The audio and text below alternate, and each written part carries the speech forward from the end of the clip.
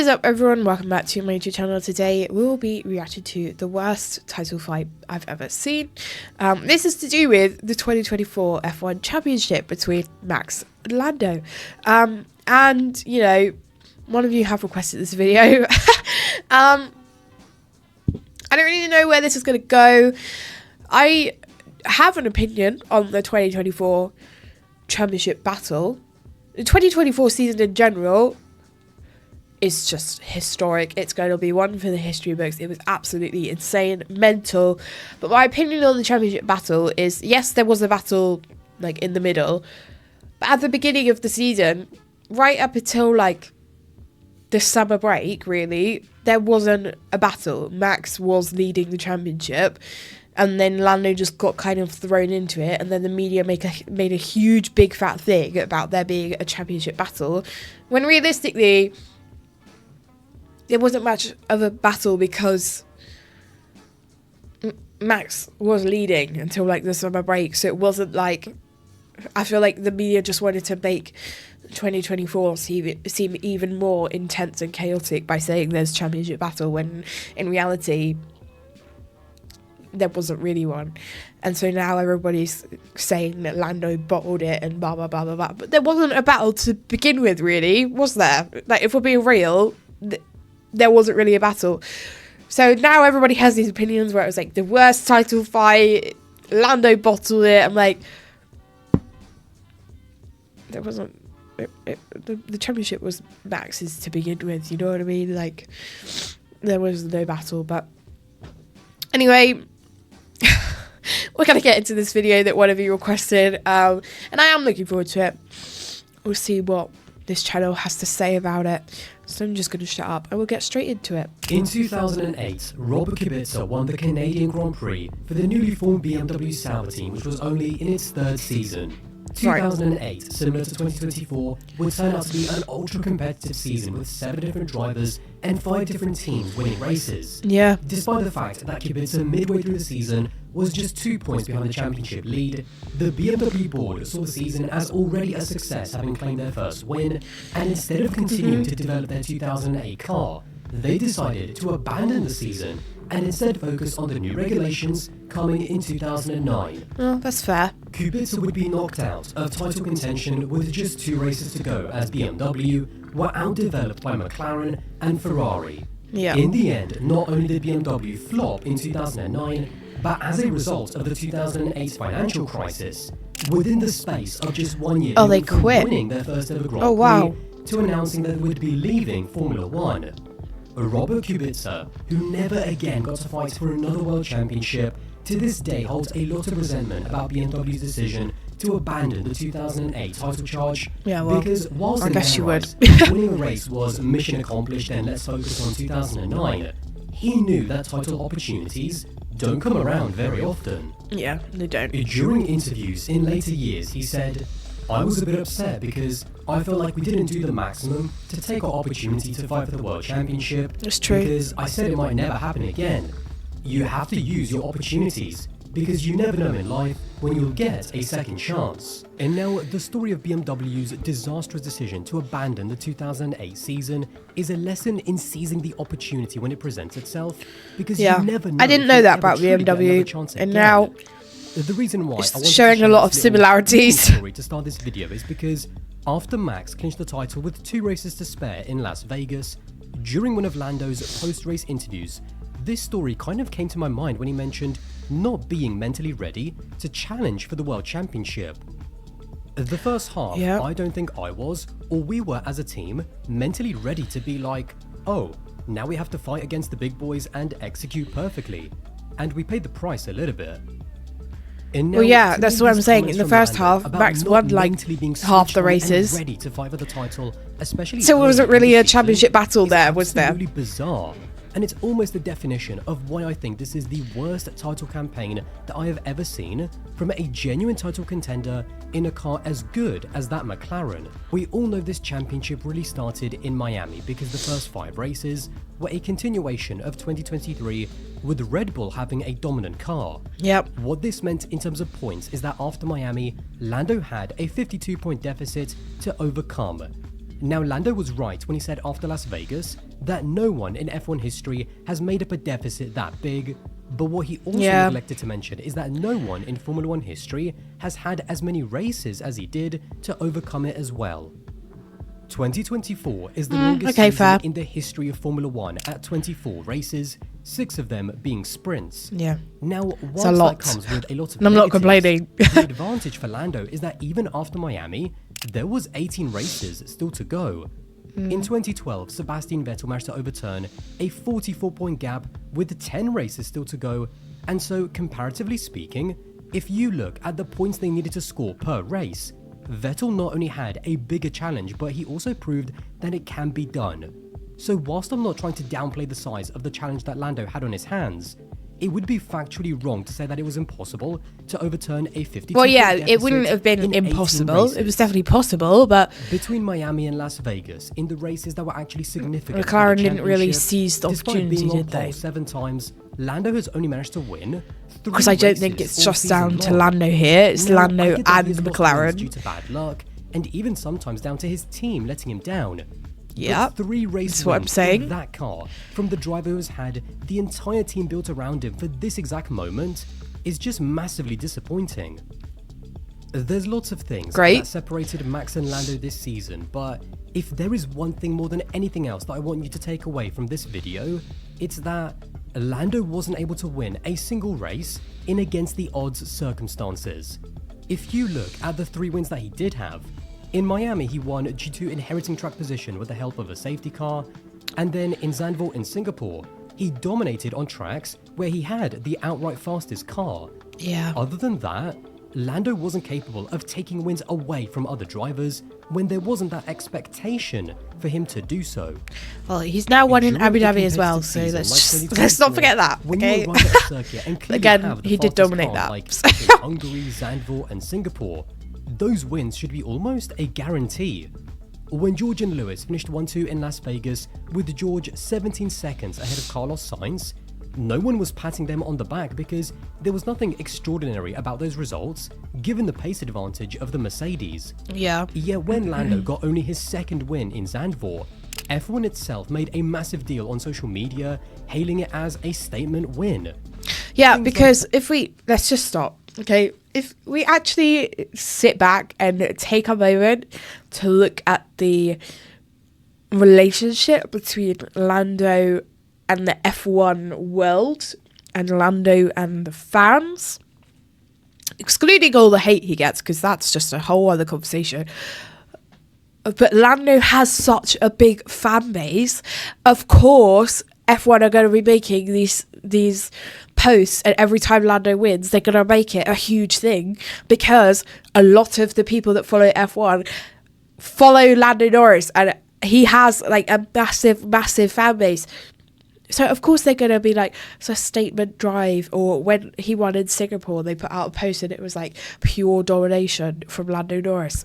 Of course they're going to bloody do that because it attracts people into the sport, and it brings more people in, and it brings more people watching the races, and it gets more money for F1. So of course they're going to put out these posts being like, pure domination, it's a statement drive, blah blah blah. Like, you can't really argue that and say, oh, you know, when Mercedes did this, they didn't get anything, but when Lando does this, he does this. Well, that's because Lando has such a big following behind him that they're gonna, you know, up it even more so people get even more into the sport and watch more races. Like, that, I feel that you can't really use that as a reason, but hey ho, that's just me in general. That was my little rant over. Like that throughout 2024 just reinforced this narrative for far too long that McLaren was still some kind of midfield underdog, despite the fact that they now had a car capable of winning races pretty much every single weekend. That mentality has also been very visible with Lando, who simply hasn't been able to cope with the pressure of expectations. In the past, all he's ever had to be was the underdog, but from the moment that he was given a race-winning car with the expectations to win races and challenge for the title against Max, he started to get exposed and cracked under pressure. This manifested because most again, clearly in his he was poor just race thrown starts. into it. This isn't Even me before backing him or anything. I'm 2022, just saying, that like, Lando has started in first. Ugh. He had never been able to hold on to the lead after turn 1, but this season, that problem only became worse and worse as the pressure and scrutiny got bigger and bigger. In the sprinting, but that's the other thing, okay? The moment that a driver makes a mistake, so say we take the thing that Lando has where he can't hold the lead after turn 1, fine. He does it once, and the media pick up on it. So then the next race, everyone's going to be watching thinking, and there's all the media are going to be saying, will he be able to hold the lead into turn 1? And that puts pressure on the driver. So of course he's going to crack under pressure and this is going to happen. And then it becomes a thing, this driver can't hold the lead into turn 1. It's just for media purposes to make it a bigger storyline, when in actual fact there wasn't a bloody championship anyway. It was Max's to begin with, because in the first half, like this channel just said, he won half the races in the first half of the season.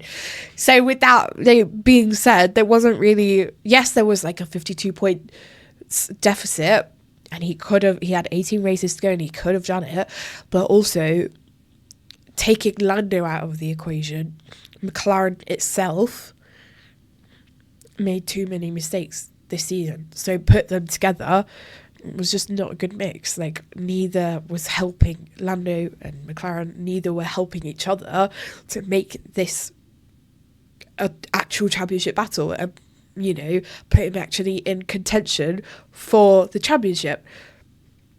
So there are bits to improve for both the driver and the team. So I don't think it's actually, you can't whittle it down to one single reason. Oh, it's the driver. Because it's the driver's championship, it's the driver. Well, no, because there's also the whole team involved and the things that they did this season.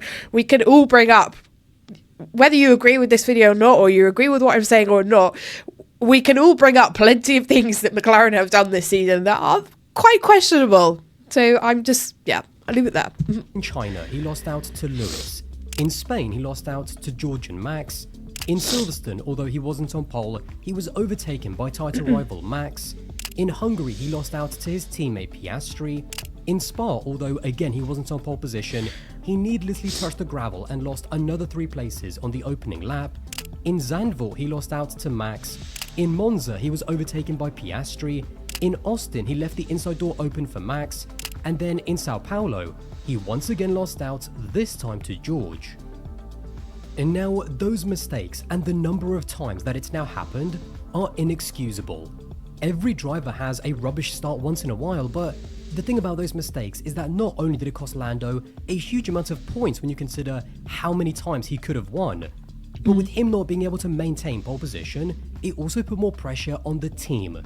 It forced McLaren to work harder on the strategy side because Lando kept losing track position, and the problem there is that even when you have a car advantage, it still requires you to be very good in wheel-to-wheel combat and actually be able to get moves done on the track, which Lando just wasn't able to do.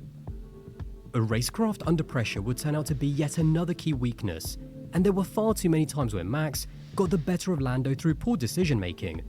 In 2021 and 2022, it felt like Hamilton and Leclerc were actually able to adapt and stand up to Max in a way in which Lando was never able to do.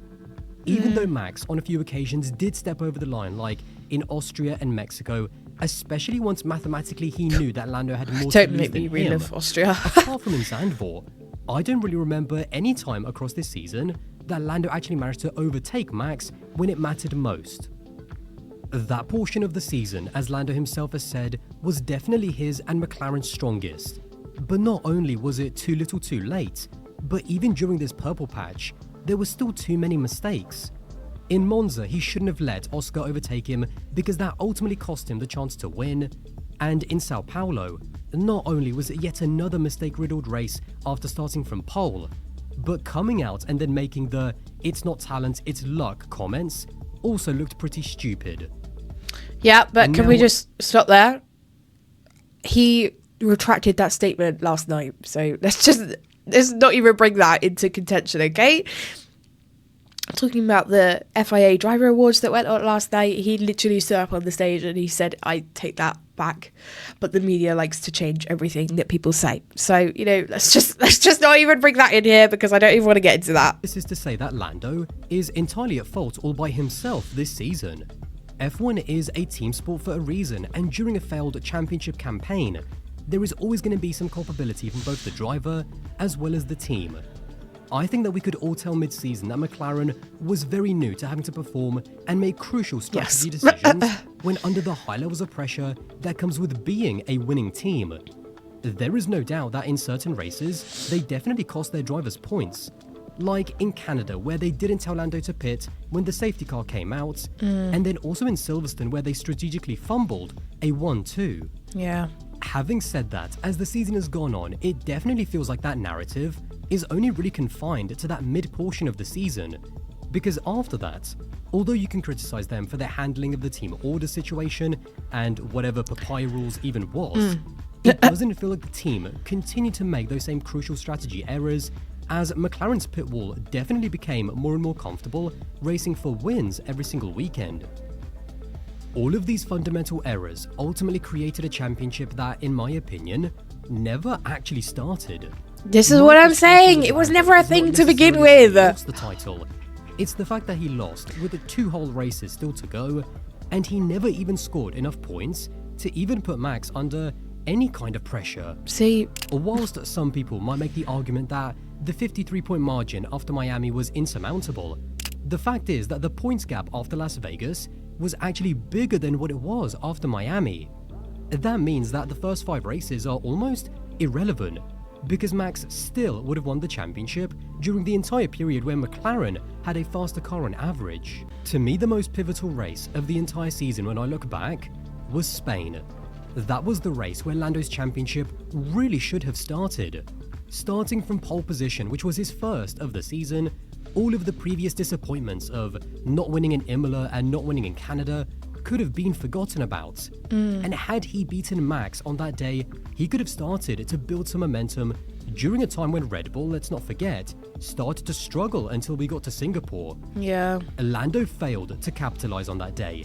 He failed to start putting Max and Red Bull under pressure, and the poor start he had, which ultimately led to putting himself on the back foot chasing Max, it basically became a metaphor for the championship as a whole. This season, I think both Lando Norris and also Zach Brown have definitely been humbled given what they've said in the past.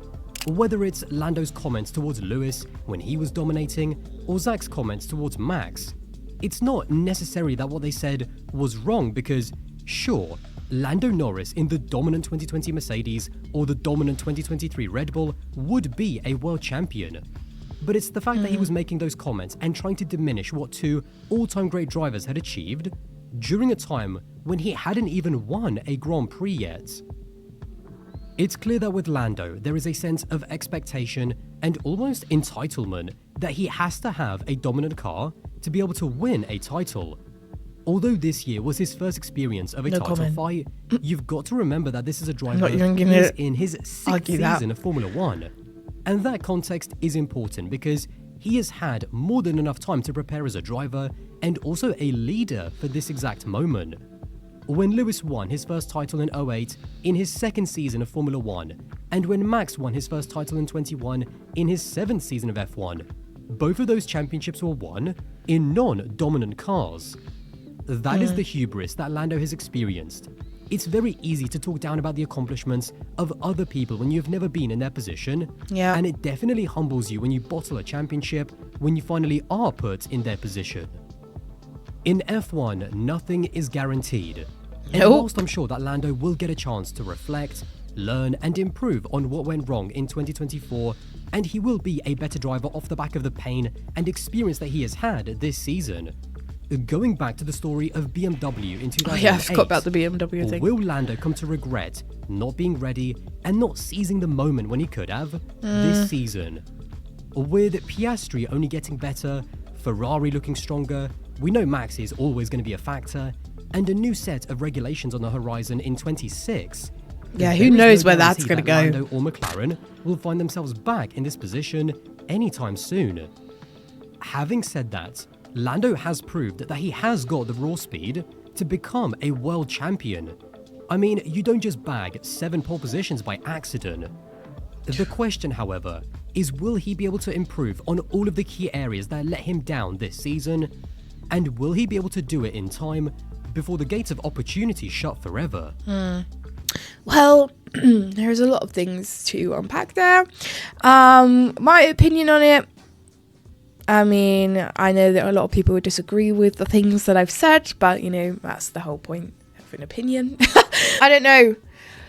The thing about the opportunity shutting forever and McLaren may not have that chance again, I don't know if that's going to be true or not. I mean, nobody knows what's going to happen in the future, but like you said, with the regulations coming in 2026, who knows where the fuck that is going to go. But with next year, if anyone watched like the Abu Dhabi race this season, and then if any of you watched like the post-race like interviews and all the things that Sky Sports were saying and everything, and the driver awards last night, people have already named Lando as the favourite to win the championship next year. And if that's not pressure, I don't know what is, because that is just insane that people are going, yeah, it's Lando's championship next year. Like, F1 have literally named him the favourite to win next year. So I don't know what's going to happen, especially with like Ferrari getting closer as well. Like he said there, Max is always going to be a contender. So who knows? And we've got so many rookies on the grid next season. You just have no idea where it's going to go. So I don't know. But even he said in that video, there was no championship battle to begin with. And I completely agree with that. And that's what I said at the beginning. There was no championship to begin with. So why we even made it a thing? Well, I know why the media made it a thing, just so they could attract more people in. Because we had a year last year where we had absolutely nothing going on in F1. It was just Max winning all the time. Of course, they're going to bring in all these factors. F1 and the media are going to bring in all these factors to try and get people to watch the sport after the year that we had last year. So I understand why they said there's a championship battle, but in reality, there was none to begin with. But the video in itself, I did really enjoy it. It did make me debate a lot of things, so thank you to the people who requested this video. And with that being said, if you have any other videos that you'd like me to react to, drop them in the comments. I'm working my way through everybody's suggestions at the moment. If you did want to check out any of my other socials or become a Patreon member and get early access to videos like this or top priority video suggestions, then you can do all of that down below. But I hope you enjoyed today's reaction, and I will catch you next time for the next one. Bye!